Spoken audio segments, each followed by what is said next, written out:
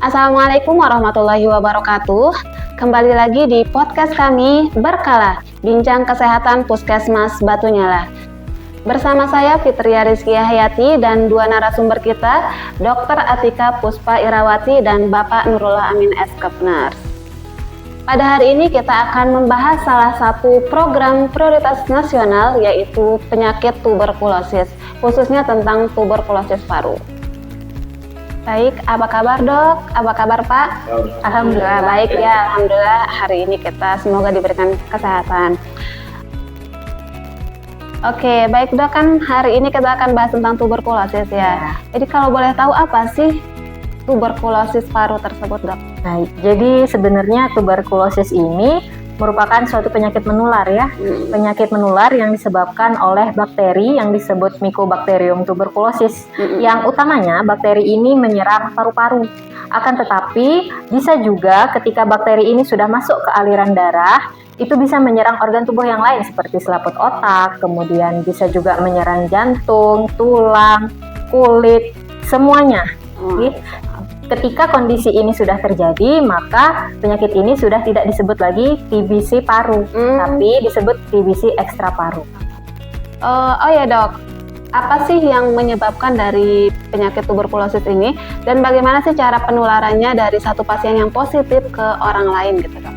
Baik, jadi seperti yang sudah saya sebutkan sebelumnya Mbak Fit ya, untuk penyakit ini disebabkan oleh bakteri yang disebut dengan Mycobacterium tuberculosis, di mana penularan dari penyakit ini terjadi melalui udara dan sangat cepat sekali. Seperti misalnya duduk-duduk, mengobrol bersama seperti saat ini ya. Satu kali saja pasien yang memiliki atau pasien yang positif ini batuk, kemudian mengeluarkan dahak atau percikan, itu sudah mengandung 3.000 bakteri Mycobacterium tuberculosis. Bisa dibayangkan kan Pak Fit? Baik, tadi sudah dijelaskan tentang cara penularan tuberkulosis. Oh iya dok, kalau dari segi gejala dan tanda-tanda nih, bagaimana sih tanda-tanda orang itu terkena tuberkulosis ini? Baik, jadi untuk gejala atau tanda ya dari seseorang yang dicurigai mengalami penyakit TBC, itu yang pertama yang bisa kita lihat kalau misalnya seseorang itu batuk lama. Batuk lama. Ya, kapan dikatakan dia batuk lama? Itu kalau sudah batuknya lebih dari 2 minggu. Nah, jika seseorang sudah mengalami sakit batuk lebih dari 2 minggu, kita wajib untuk mencurigai seseorang tersebut mengalami tuberkulosis paru. Selain itu, ada gejala lain juga yang bisa dialami oleh seseorang yang dicurigai memiliki penyakit tuberkulosis paru, seperti misalnya demam, menggigil, kemudian sering berkeringat di malam hari, kemudian terjadi penurunan berat badan, dan yang paling penting adalah ketika batuknya itu berdahak dan bercampur darah. Kita wajib mencurigai seseorang tersebut menderita atau mengalami tuberkulosis paru. Oke baik, tadi kita sudah dijelaskan tentang tanda dan gejala dari penyakit tuberkulosis ini. Dan ini dok, pertanyaan selanjutnya itu bagaimana sih cara kita mengetahui apakah pasien ini benar-benar dia positif tuberkulosis atau tidak gitu? Baik, jadi kalau teman-teman di rumah ya, misalnya ada tetangga atau keluarga itu dicurigai memiliki atau menderita penyakit tuberkulosis paru, langsung datang ke fasilitas kesehatan seperti puskesmas. Nah, nanti di puskesmas akan diperiksa oleh dokter, kemudian dokter akan menyarankan untuk dilakukan pemeriksaan dahak. Nah, begitu. Nah, dari hasil pemeriksaan dahak tersebut, kita bisa mendiagnosis atau bisa mengatakan bahwa pasien tersebut menderita atau positif tuberkulosis paru. Begitu. Dok, kalau pasiennya nih sudah dinyatakan positif, bagaimana sih cara kita untuk penanganan terhadap pasien ini gitu? Baik, kalau seseorang sudah dinyatakan positif menderita Mycobacterium tuberculosis atau TBC paru, pastinya akan kita langsung mulai untuk diberikan pengobatan. Begitu. Nah, untuk pengobatan pasien tuberkulosis ini itu bisa dibilang tidak singkat ya, tidak sebentar. Jadi bisa memakan waktu ya 6 sampai 12 bulan tergantung respon dari pasien tersebut. Nah, dari pengobatannya ini nanti ada yang disebut dengan fase intensif dan fase lanjutan. Begitu. Dan untuk obat-obatannya sendiri pun ada yang disebut dengan obat-obatan tahap awal atau primer, ada juga yang sekunder. Tergantung dari resistensi pasien tersebut terhadap obat-obatan. Oke dok, selanjutnya tuh bagaimana sih cara kita mencegah agar kita tidak terkena tuberkulosis paru nih dok? Baik, jadi untuk pencegahannya sebenarnya gampang sekali ya. Pertama kita mulai dari kita dulu, yang sehat dulu. Jadi kita yang sehat harus memproteksi diri kita sendiri. Entah itu pasien kita curigai TBC ataupun tidak. Kalau misalnya sudah ada pasien yang mengalami penyakit seperti batuk pilek, kita harus segera memproteksi diri kita seperti menggunakan masker, kemudian menjaga jarak, kemudian jangan lupa untuk menerapkan perilaku hidup bersih dan sehat, mencuci tangan menggunakan sabun atau menggunakan hand sanitizer, kemudian menjaga pola makan, istirahat yang cukup, menghindari stres seperti itu. Nah, untuk pasien yang sudah dinyatakan positif juga tetap harus melakukan pencegahan agar tidak menulari ke orang yang sehat, seperti tetap menggunakan masker untuk pasien yang sudah dinyatakan positif, baik di rumah maupun saat di luar rumah. Nah, selain itu ada satu cara jitu nih untuk mengurangi penularan penyakit ini dan penyakit saluran nafas yang lain, yaitu dengan melakukan etika batuk yang benar. Bagaimana caranya? Langkah yang pertama, ketika seseorang akan batuk, usahakan menutup mulut dengan masker. Jadi memang harus tetap pakai masker, ya betul. Jika memang tidak ada masker, bisa mengambil tisu, kemudian ditutup seluruh area wajah ya, dari hidung sampai mulut. Setelah itu langsung dibuang. Kemudian jangan lupa cuci tangan menggunakan hand sanitizer atau sabun. Nah, yang ketiga, kalau tidak ada tisu, boleh menggunakan lengan dengan cara seperti ini. Jadi area hidung dan mulut harus tertutup, begitu. Selanjutnya tuh bagaimana sih cara pencegahan terhadap penyakit tuberkulosis ini? Ya, sebenarnya untuk pencegahan sendiri itu tidak sulit ya. Jadi yang pertama itu adalah dari faktor orangnya sendiri. Ya, baik dari yang sakit maupun yang sehat. Untuk yang sakit harus tetap menggunakan masker, baik di luar rumah maupun di dalam rumah. Kemudian menjaga nutrisi, jadi harus tetap makan makanan yang sehat dan mengkonsumsi obat. Nah, sedangkan untuk yang sehat juga tetap harus melakukan pencegahan agar tidak tertular penyakit ini. Bagaimana caranya? Yang pertama dengan menerapkan perilaku hidup bersih dan sehat. Ya, kemudian menjaga jarak dengan pasien yang dicurigai memiliki penyakit tuberkulosis paru ataupun penyakit saluran nafas yang lain. Kemudian tetap mencuci tangan, kemudian mengkonsumsi makanan yang bergizi, menjaga jarak dengan yang sakit, kemudian jangan lupa untuk kelola stres dan melakukan aktivitas fisik yang sehat. Nah, selanjutnya dari faktor lingkungan. Jadi bagaimana sih kita harus mengkondisikan rumah kita agar bakteri ini tidak berkembang biak. Jadi sebenarnya bakteri ini itu sangat suka di ruangan yang lembab dan kurang cahaya matahari. Ya, ruangan yang tidak memiliki ventilasi. Jadi untuk mencegah bakteri ini agar tidak berkembang biak, usahakan rumah kita itu mendapatkan cahaya matahari yang cukup dan memiliki ventilasi udara yang baik, karena kuman ini sangat sensitif terhadap cahaya matahari. Jadi kalau punya jendela tuh harus dibuka gitu ya? Ya, harus dibuka setiap hari agar cahaya bisa masuk, kemudian terjadi pertukaran udara. Oke, baik Sobat Berkala di rumah, tadi sudah kita dijelaskan oleh Bu Dokter terkait dengan apa sih itu tuberkulosis, bagaimana penyebab dari tuberkulosis, bagaimana gejala, penanganan, dan pencegahan dari tuberkulosis tersebut. Sekarang kita akan beralih ke narasumber kedua kita, yaitu Bapak Nurul Amin. Bapak, boleh nggak sih dijelaskan apa sih program yang sudah dilaksanakan di Puskesmas ini terkait dengan tuberkulosis? Oke, David. Jadi yang pertama begini. Saya mungkin memberikan gambaran seperti ini. Saya di sini sebagai pemegang program yang ada di Puskesmas, pemegang program TBC.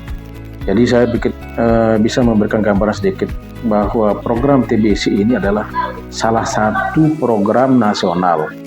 Kenapa masuk sebagai program nasional? Karena sudah dianggap sebagai sesuatu yang urgent. Jika pemerintah sendiri ingin di 2030 itu kita sudah mencapai eliminasi pada penyakit TBC. Jadi kalau berbicara masalah program TBC sendiri, ada beberapa hal yang ingin saya sampaikan di sini. Yang pertama, program TBC itu berisi tentang bagaimana pencegahannya. Kemudian yang kedua adalah melakukan screening atau menjaring orang-orang yang terduga atau memang seperti Bu Dokter tadi jelaskan yang memiliki gejala seperti itu. Nanti tugas kami sebagai pemegang program adalah menjaring orang-orang seperti itu untuk kita lakukan pemeriksaan. Kemudian yang selanjutnya adalah penata laksanaan nanti di sini. Kita temukan orang yang positif, nah kita melakukan penata laksanaan atau melakukan pengobatan sesuai dengan standar dari program dan sesuai dengan standar dari ikatan dokternya. Kemudian yang selanjutnya adalah melakukan pengawasan di sini. Apa diawasi? Pertama diawasi adalah pasiennya sendiri nanti, bagaimana dia minum obatnya, teratur tidaknya. Kemudian bagaimana dia juga di rumah memproteksi diri sendiri dan orang lain, itu yang kita awasi sampai dengan selesai pengobatannya. Tapi tidak cukup sampai di situ. Program kami yang di program TBC juga dok, ada kerjaan lain di sana, yaitu melakukan investigasi kontak, terutama ini salah satu yang ditekankan. Kenapa? Karena kayak seperti penjelasan Bu Dokter tadi kan, penyakit ini sangat cepat sekali penularannya, sehingga investigasi kontak itu sangat diperlukan. Itu salah satu kegiatan yang kami lakukan di program. Jadi kami itu sebab yang di program TBC turun nanti ke masyarakat, turun ke komunitas, terutama turun ke orang-orang atau keluarga pasien yang dinyatakan pasien positif. Apa yang dilakukan? Kita melakukan screening di sana, kita melakukan pendataan. Kalau memang kita temukan salah satu dari orang-orang dekat dari pasien ini yang positif ini terindikasi kira-kira atau ada gejala satu saja gejala, kita akan langsung melakukan screening untuk pemeriksaan TCM. Demikian mungkin gambaran sedikit yang bisa saya berikan terkait dengan program TBC sendiri. Baik Pak, tadi kan Bu Dokter sudah menjelaskan tentang tanda dan gejala-gejala dari tuberkulosis sendiri. Gini Pak, kalau kita menemukan tanda atau gejala di masyarakat, apa sih yang harus kita lakukan gitu Pak? Oke, pertanyaannya bagus sekali deh. Jadi begini, kadang-kadang yang paling susah dari program TBC itu adalah kemauan orang untuk melakukan pemeriksaan itu. Ada stigma di masyarakat yang menyatakan bahwa penyakit yang namanya penyakit TBC itu penyakit yang wah sekali, sehingga kadang di sana kesulitan kita untuk melakukan penjaringan. Nah, terkait dengan pertanyaan Fitri tadi, bila kita atau salah satu dari kita kan gitu dok menemukan orang dengan gejala seperti Bu Dokter jelaskan tadi, ada gejala batuk 2 minggu atau lebih, apalagi ditambah dengan batuknya berdahak terutama ini kan. Kemudian yang kedua, kadang-kadang demam, sering demam di malam hari. Kemudian yang ketiga, sering berkeringat dingin malam hari. Kadang-kadang sampai terjadi penurunan berat badan drastis. Nah, kalau kami di program, jangankan menemukan 4 gejala itu, 2 saja gejala itu misalnya ditemukan dia sudah batuk lebih dari 2 minggu, apa yang dilakukan oleh masyarakat atau keluarga? Langkah pertama sebaiknya pasien atau orang terduga ini dibawa ke fasilitas kesehatan terdekat. Di sini ada puskesmas pembantu, ada puskesmas induk. Kalaupun tidak sempat atau tidak bisa, mungkin pasiennya dia bawa. Kadang-kadang mungkin ada kendala, malu kadang. Bisa nanti dia akan menghubungi kadernya. Kader ya. Di sini kita kader tuh sudah kita lakukan sosialisasi, bahkan kita pernah lakukan pelatihan untuk diajak kerjasama menjaring orang-orang yang terduga itu dok. Tadi Bu Dokter sebutkan gejalanya. Jadi apabila menemukan hal-hal seperti itu, masyarakat itu langkahnya pertama adalah membawa keluarganya ke fasilitas kesehatan terdekat, baik itu pustu ataupun Polindes bisa, puskesmas juga bisa. Tetapi seandainya kesulitan bisa sekadar menghubungi kader. Nanti kaderlah yang akan proaktif menghubungi kami sebagai pemegang program untuk turun melihat orang tersebut apakah memang gejalanya memang mengarah ke TBC. Jika nanti kami kalau memang sudah menemukan gejala ke arah itu, kami yang akan menggiring atau mengarahkan pasien itu untuk orang tersebut untuk kita lakukan pemeriksaan yang disebut dengan pemeriksaan TCM. TCM apa Pak? Nah, TCM itu mungkin saya bisa jelaskan sedikit. TCM itu adalah pemeriksaan tes cepat molekuler. Jadi untuk mengetahui apakah di dalam tubuh orang itu terdapat bakteri yang disebutkan dokter tadi, ya, Mycobacterium tuberculosa. Jadi pemeriksaan ini tingkat akurasinya itu 99%. Dan ini pemeriksaan sangat cepat, tidak butuh waktu lama seperti dulu. Yang sistem mikroskopis sekarang dengan TCM kita hanya dalam waktu 1 jam bisa menemukan, bisa keluar hasil, sudah bisa dibaca hasilnya. Apakah orang itu terindikasi dok? Apakah ditemukan ada bakteri atau tidak? Itu secara program. Jadi secara simpelnya, kalau ditemukan kasus seperti tadi, ada menemukan gejala seperti tadi, sebaiknya satu sudah yang penting langsung membawa ke fasilitas kesehatan terdekat. Kalau mau tidak bisa ke dokter praktik juga bisa. Karena saya yakin juga dokter praktik pasti akan mengarahkan ke puskesmas untuk dilakukan tindak lanjut. Demikian mungkin Pak. Ya.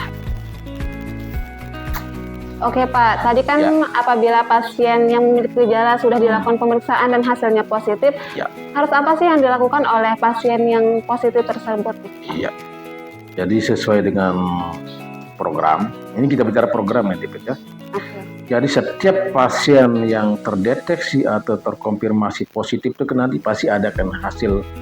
Nanti kami yang akan dihubungi oleh laboratorium yang menjadi rujukan. Nah, jadi begitu sudah ada hasil nanti langsung masuk dia di aplikasi kami yang di sini Puskesmas, aplikasi SCTB. Nanti bahwa pasien ini hasil pemeriksaannya positif atau negatif dok. Nah, terkait dengan pertanyaan di PT tadi, bagaimana langkah selanjutnya? Kalau pasien itu sudah ternyata hasil TCM-nya atau positif, langsung kita melakukan tindak lanjut ke fase pengobatan. Nah, itu pun nanti biasa pengobatan ini juga terdiri dari 2 fase nanti. Ada tahap awal kan dok, atau ya primernya nanti, kemudian fase lanjutan. Nah, di fase awal ini pasien itu mengkonsumsi obat selama 56 hari. Nah, ya nanti ada jedanya di sana nanti. Nah, di 56 hari, di hari ke-56 nanti kita akan melakukan follow up-nya. Apa itu follow up? Nanti dilakukan pemeriksaan uji silang lagi. Diambillah contoh dahaknya, stempel dahaknya untuk dilakukan pemeriksaan dok.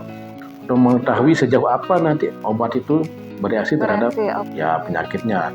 Tapi biasanya kalau memang pasien itu rutin, insya Allah kalau memang dia betul-betul rutin minum dan melakukan pengobatan dengan benar sesuai dengan dosis yang diberikan.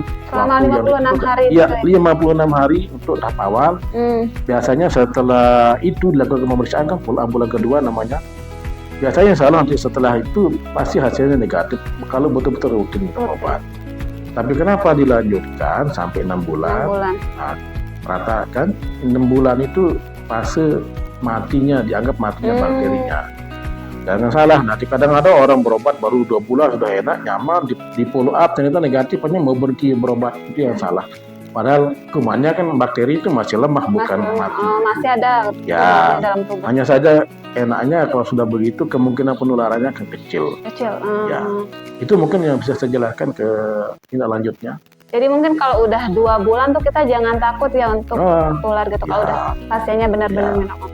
Artinya begini, hobi boleh, kita takut boleh, tapi tetap kita juga nggak boleh pernah kan. Nah, artinya kalau sudah dalam 2 bulan sudah follow up-nya negatif, insya Allah penularannya itu memang kecil sekali. Tetapi tetap kita harus protek masker tadi. Ya, jadi kalau di program itu terkait dengan tindak lanjut tadi, ada beberapa hal memang yang kita lakukan pada pasien yang positif. Mungkin saya bisa jelaskan. Yang pertama adalah melakukan langsung pengobatan pada pasiennya. Kemudian langkah kedua adalah melakukan investigasi kontak. Jadi kita ambil daftar nama-nama di kakaknya nanti. Siapa sih dia tinggal, misalnya di satu rumah itu dia tinggal sama siapa saja. Itu kegiatan yang kita lakukan setelah pasien itu positif. Kenapa kita data keluarganya? Karena mereka kontak eratnya. Jadi nanti orang-orang yang menjadi kontak eratnya ini di sekitarnya ini itu akan melakukan pemeriksaan uji silang juga. Kenapa? Karena mereka sudah kontak sama pasien positif. Untuk mencegah, karena di program ini yang paling ditekankan justru pencegahannya. Kalau pengobatan nomor sekian, tapi pencegahannya. Jadi itu kegiatannya. Yang pertama pengobatan, kemudian melakukan investigasi kontak ke keluarga-keluarganya yang ada di sana. Kemudian tindakan selanjutnya adalah melakukan pemeriksaan uji silang kepada keluarga terdekat atau kontak eratnya. Iya. Ya, itu sudah beberapa hal yang dilakukan setelah pasien itu kita temukan positif. Ya, demikian mungkin Dek. Oke, tadi kan kalau ada pasien positif diberikan pengobatan selama 6 bulan, apakah setelah hasilnya negatif nih setelah diberikan 6 bulan, apakah akan tetap kontrol ke puskesmas atau tetap diberikan minum obat? Gimana Pak? Jadi begini, sesuai dengan program, saya tetap tidak keluar bicara dari program. Betul. Jadi secara program, pasien itu memang yang dinyatakan positif dia akan menjalani pengobatan selama 6 bulan, bahkan bisa sampai 12 bulan, seperti penjelasan di awal, tergantung karakteristik dari TBC-nya. Umumnya memang 6 bulan, terutama karena paling banyak memang yang kita obati di sini adalah program 6 bulan. Kecuali pasien yang RU mungkin. Jadi terkait pertanyaan tadi, bagaimana setelah 6 bulan? Nah, jadi mungkin perlu saya jelaskan di sini. Di pengobatan TBC itu ada 2 fase kan. Di 2 fase ada tahap awal. Nah, di tahap awal itu ada follow up juga di sana. Nanti di bulan kedua atau di 56 harinya dilakukan pemeriksaan uji silang. Hasilnya negatif, tetap pasien akan melakukan pengobatan sekalipun hasil negatif. Jadi dia akan melanjutkan sampai pengobatannya tuntas 6 bulan. Kan begitu Dok? Ya. Di bulan kelima juga nanti ada pelaksanaan follow up bulan kelima namanya. Jadi selama di 2 fase ini ada 3 kali follow up-nya di bulan kedua, bulan kelima dan di akhir pengobatan. Nah, seperti yang Dek tanyakan tadi, bagaimana kalau setelah 6 bulan? Nah, setelah 6 bulan selesai pengobatannya utuh selama 6 bulan, kita akan melakukan yang namanya pemeriksaan mikroskopis untuk follow up akhir dari pengobatannya Dok. Jadi di akhir pengobatan itu nanti itu yang menjadi acuan kita apakah pasien itu dinyatakan sembuh, dia itu masuk pengobatan lengkap atau tidak sembuh. Nah, yang kategori sembuh sekarang saya sebutkan. Yang dinyatakan kategori sembuh itu adalah di hasil follow up bulan keduanya negatif, hasil follow up di bulan kelimanya juga negatif, dan di akhir pengobatannya juga negatif semua. Nah, nanti yang muncul adalah kategorinya sembuh. Ya. Berhenti minum obat yang sembuh berarti. Ya, alhamdulillah kalau sudah 6 bulan itu 3 kali follow up dinyatakan negatif hasilnya, secara program stop pengobatan tidak lagi. Hanya saja tetap kita melakukan edukasi untuk tetap bagaimana menerapkan pola hidup bersih dan sehat tadi. Ya, betul Dok. Dan selanjutnya tetap kita kita memberikan edukasi juga. Seandainya kan tidak menutup kemungkinan nanti. Seandainya terjadi gejala yang sama lagi, tetap kita akan arahkan supaya nanti akan kembali lagi berobat ke puskesmas. Ya, dilakukan pemeriksaan ulang. Nah, yang kedua, bisa bilang kan yang pertama kategori sembuh. Nah, kategori pemeriksaan pengobatan lengkap. Ini kadang di follow up pertamanya dia negatif, tiba-tiba di follow up kelima dia positif. Bisa saja kan? Ya. Nanti di follow up terakhirnya ternyata dia negatif.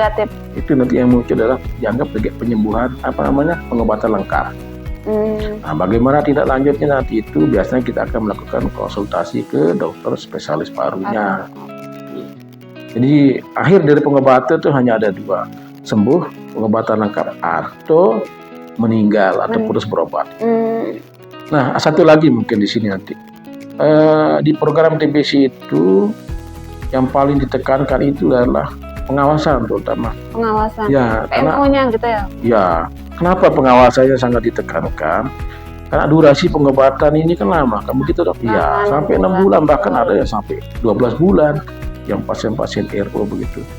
Pengawasan yang kami tekankan di sini adalah bagaimana kita memplot satu orang atau menunjuk satu orang di keluarga itu sebagai PMO namanya, pengawas minum obat.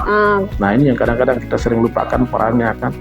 Jadi, sehingga kami sebagai pemegang program selalu menunjuk satu orang dari pihak keluarga untuk menjadi pengawas minum obatnya ya. Baik, Sobat Berkala di rumah, tadi kita sudah dijelaskan tentang tuberkulosis baik dari segi medisnya ataupun dari program. Kita sudah berakhir di ujung acara. Mungkin ada closing statement dari Bu Dokter ataupun Bapak Nurullah Amin. Saya disampaikan. Ya, jadi untuk Sobat Berkala di rumah, Ingat ya, bahwa penyakit TBC ini bisa disembuhkan dan ada obatnya. Jadi jangan takut untuk melakukan pemeriksaan, datang ke puskesmas dan berobat sampai tuntas. Dan juga jangan lupa untuk melakukan perilaku hidup bersih dan sehat agar kita semua bisa terhindar dari penyakit ini. Oke Sobat Berkala, jadi saya sebagai pemegang program TBC di Puskesmas Batunyala sebagai closing statement atau penutup, saya mungkin lebih menekankan kepada satu hal yang pertama, karena ini yang selalu kami temukan di lapangan bahwa penyakit TBC itu dianggap sebagai penyakit yang wah sekali. Nah, jadi kadang-kadang pasien itu minder. Nah ini yang kita minder karena begitu mereka dinyatakan positif, yang ada di kepala mereka atau ada di pikiran mereka pertama rasa malu, kemudian takut ditahu. Nah, hal-hal seperti ini mungkin lewat pertemuan kita kali ini mungkin bisa menjadi pintu masuk kita agar tidak terjadi lagi stigma seperti itu di masyarakat.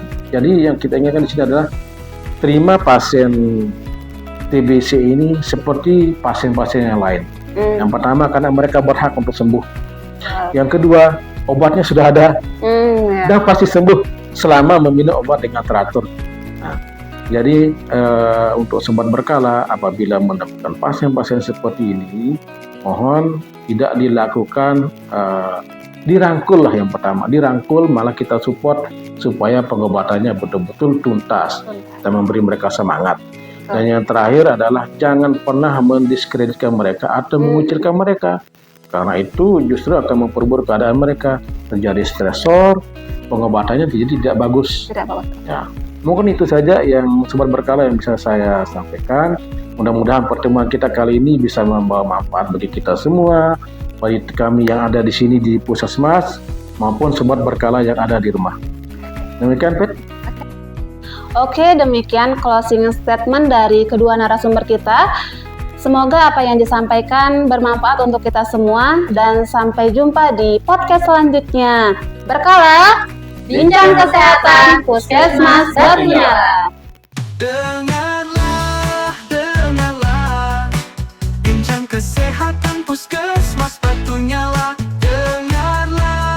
Dengarlah, inovasi kami podcast berkala.